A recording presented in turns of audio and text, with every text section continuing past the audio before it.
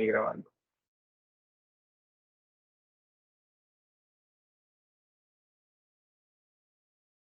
Okay. Hi everyone. How are you? We are ready, and we are going to talk about Transformers by Josué Cantillo and Iván Cantillo. Let's go. Los transformadores eléctricos. Los transformadores son un elemento clave en el desarrollo de la industria eléctrica. Gracias a ellos se puede realizar de una manera práctica y económica el transporte de energía eléctrica a grandes distancias.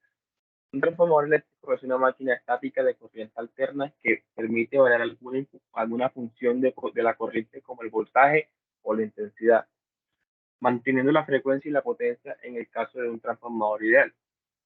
Para lograrlo, transforma la electricidad que le llega al devanado de entrada en magnetismo para volver a transformarla en electricidad, en las condiciones deseadas en el devanado secundario.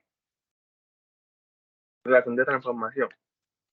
La relación de transformación la definimos con la siguiente ecuación, donde n sub p es el número de vueltas del devanado, del primario, n sub s el número de vueltas del secundario, v sub p la tensión aplicada en el primario, v sub s la obtenida en el secundario, y sub s la intensidad que llega al primario, y sub p la generada por el secundario, y rt la relación de transformación.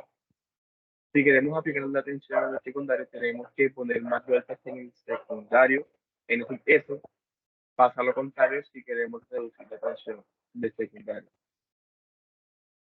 Pérdidas de un transformador. Ninguna máquina es ideal, es decir, siempre tienen algún tipo de pérdida al realizar un trabajo. Siendo estas estáticas o dinámicas, en el caso del transformador, estas pérdidas son estéticas, se dividen en dos grandes grupos, magnéticas y eléctricas.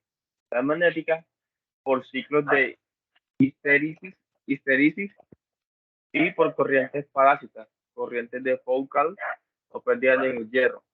Las eléctricas por resistencia o reactancia en dispersión. Las pérdidas magnéticas. La permeabilidad del material ferromagnético tiende a, no tiende a infinito, por lo que la corriente de excitación necesaria para magnetizar el núcleo no es predecible, como se supuso en el ideal. La permeabilidad del material ferromagnético no es constante, tendiendo a bajar considerablemente con alto grado de oxidación y el núcleo se satura. Pérdidas por histéresis. Al aplicar un voltaje alterno se produce en el núcleo un flujo alterno también. Para construir la gráfica de corriente de excitación se usa una serie de puntos de la gráfica del flujo de distancia de 30 grados y se refieren al ciclo de histéresis, y cada referencia baja al sistema coordenado de corriente, obteniendo así la fórmula de la curva de la alternación. Lo pueden observar a su derecha, en la parte superior. Pérdidas por corrientes parásitas. Las corrientes parásitas se producen debido a que el núcleo es conductor de electricidad, por lo que se organizan circuitos en forma de espiras cerradas, rodeando las líneas de flujo magnético. Como el flujo es variable en el tiempo, se inducen en las espiras fuerzas electromotrices y estas a su vez producen corrientes circulantes en forma de remolino. Pérdidas eléctricas o pérdidas en el cobre se deben a determinadas características en los bobinados. El material tiene una resistividad mayor que cero. Dos, debe existir una separación entre las espiras. Pérdidas por resistencia. El material usado por el alambre es de cobre, tiene una resistencia. La corriente que pasa por esta resistencia provoca pérdidas de voltaje, ocasionando fuerza electromotriz y pérdidas de energía. Calientan los devanados. Pérdida por reactancia de dispersión. La separación entre las espiras y entre capas de las bobinas y entre las propias bobinas y el núcleo permite que se desarrollen líneas de flujo magnético fuera del núcleo, que cierran a través del aire. Estas líneas de flujo se originan por las fuertes corrientes de carga del transformador. Continúa mi compañero Iván. Clasificación de transformación. Por su nivel de voltaje. Transformadores, elevadores y reductores.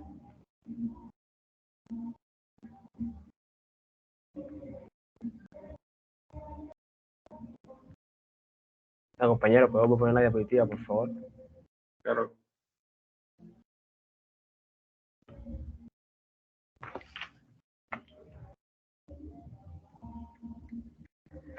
Transformadores, elevadores y reductores. Un transformador puede ser elevador o reductor dependiendo del número de espiras de cada bobinado.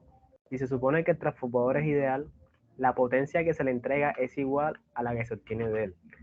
Se desprecian las pérdidas por calor u otras. Entonces la potencia de entrada, PI, es igual a la potencia de salida, PS.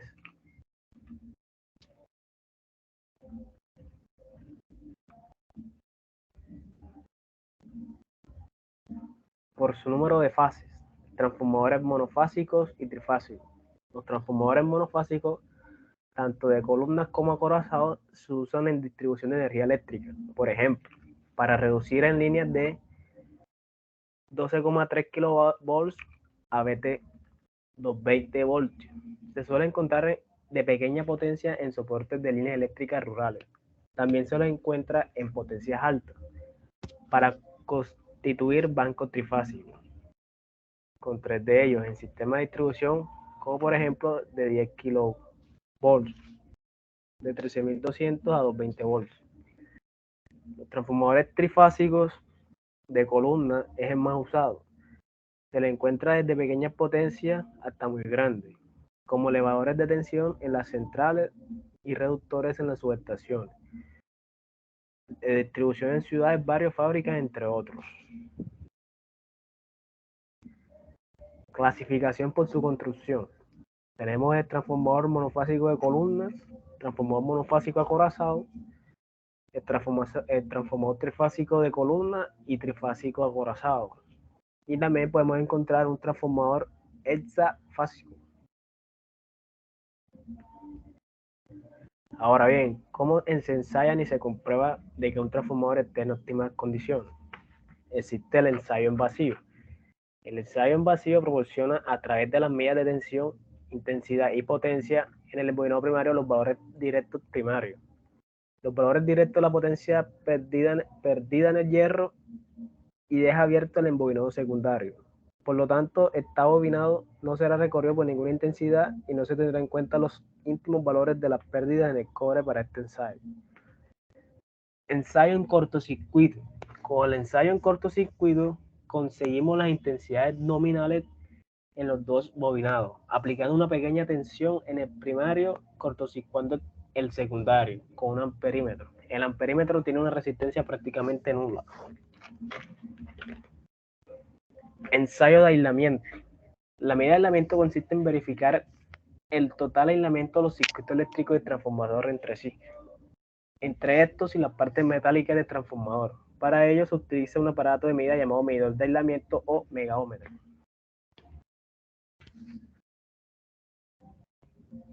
Materiales para la construcción de un transformador.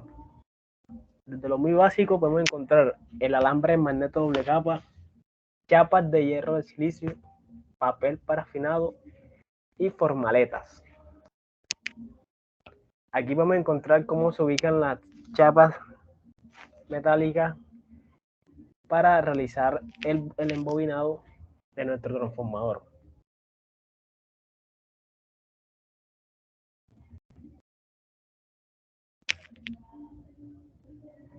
Muchísimas gracias a todos.